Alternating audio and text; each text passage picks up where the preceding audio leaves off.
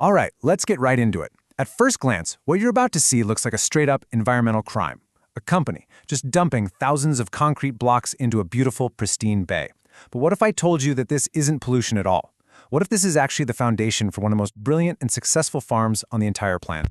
And yeah, that's a totally fair question. If you saw barges dropping construction materials into the ocean, you'd be calling someone, right?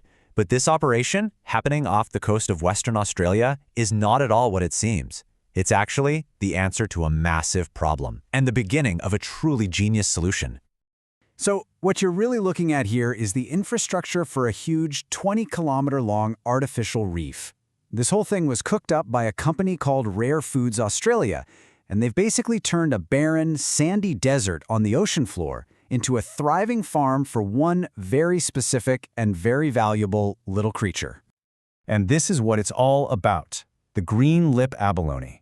You can think of this marine snail as pure treasure. It's a super high-end luxury food, especially in Asia, and people go crazy for its unique texture and flavor. It's basically the ocean's version of a truffle or maybe some fine Wagyu beef. And that luxury status, well, it comes with a pretty serious price tag. We're talking high-quality, wild-style abalone selling for over $100 a kilogram. That is the economic engine driving this whole seemingly insane concrete dumping plan. But really, why go to all this trouble? Well, it's because the old way of doing this was, to put it mildly, a complete and utter disaster. For years, people tried farming abalone on land in these giant tanks, and it turned into an absolute energy nightmare. And this slide really breaks it down. On one hand, you've got the land-based tanks. They need these enormous pumps running 24/7, fighting against gravity, just to keep fresh seawater moving. I mean, the electricity bills alone were enough to sink the whole business. But the ocean ranching model, now that is built on a brilliant insight. The Southern Ocean is already moving millions of liters of water for them for free. They just had to figure out how to use it. This quote just nails the philosophy here. Instead of building this crazy expensive artificial system to fight against nature, they decided to partner with it. They basically said, hey, the ocean is missing just one thing to be the perfect abalone habitat, a hard surface. By leveraging its kinetic energy, they changed the entire game. So, how'd they do it? Well, the star of this show is this custom-designed concrete block they call the habitat. And I want to be clear, this is not just some chunk of concrete they picked up at a construction site. This thing is a highly engineered piece of technology. Let's just break down how clever this design is. First, the material itself is a special pH-neutral mix, so it acts just like a natural rock, and marine life loves it. Then you have the design. Those angled louvers, they're not just for looks. They're engineered to use the ocean's currents to create a self-feeding and self-cleaning system. And the scale of this, it's just wild. They put over 10,000 of these units down there.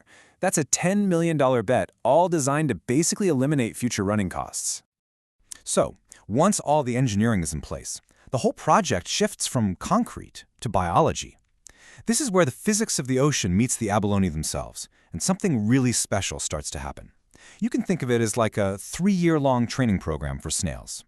So here's how their journey works. The abalones start their lives all safe and sound in a hatchery on shore. Once they get to be about 40 millimeters, divers literally take them down and attach each one, by hand, to the concrete reefs. And then, for the next 3 years, they just live.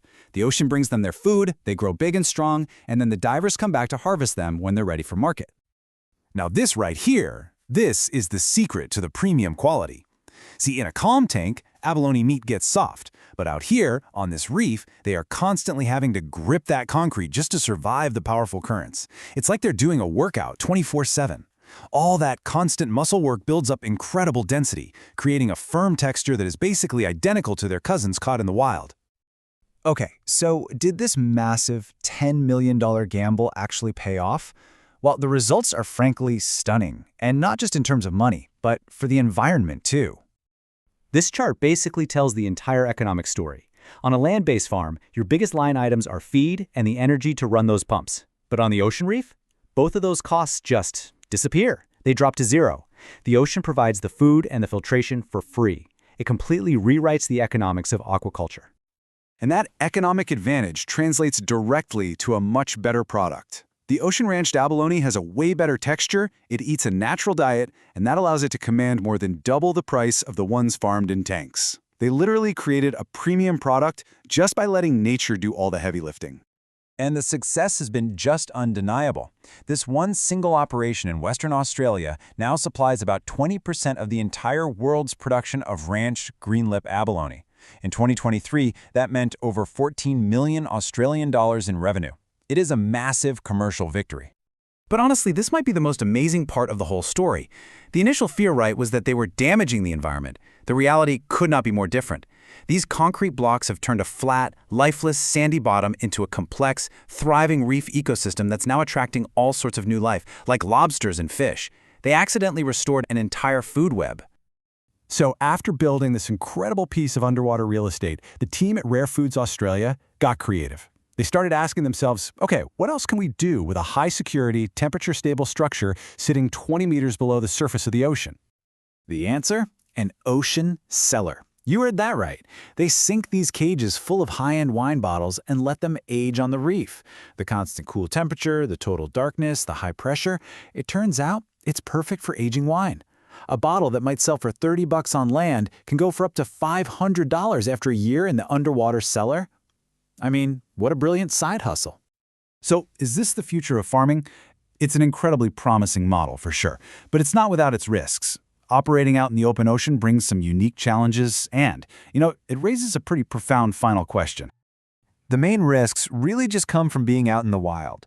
Poaching is a constant threat when your inventory is worth $100 a kilo and is just sitting there on the seabed. And a massive storm could, in theory, bury the entire farm in sand. But even with these challenges, the model is so promising that studies are already underway to see if it can be exported all around the world. And this all brings us to the final, really crucial point. We usually think of concrete as the enemy of nature, right? But here, it's the foundation of a restored ecosystem and a massive food source. It leaves us with this fascinating question to think about. Is it better to leave a barren piece of nature untouched? Or do we have a right, or maybe even a responsibility, to step in with smart engineering to make it productive and full of life again? What do you think?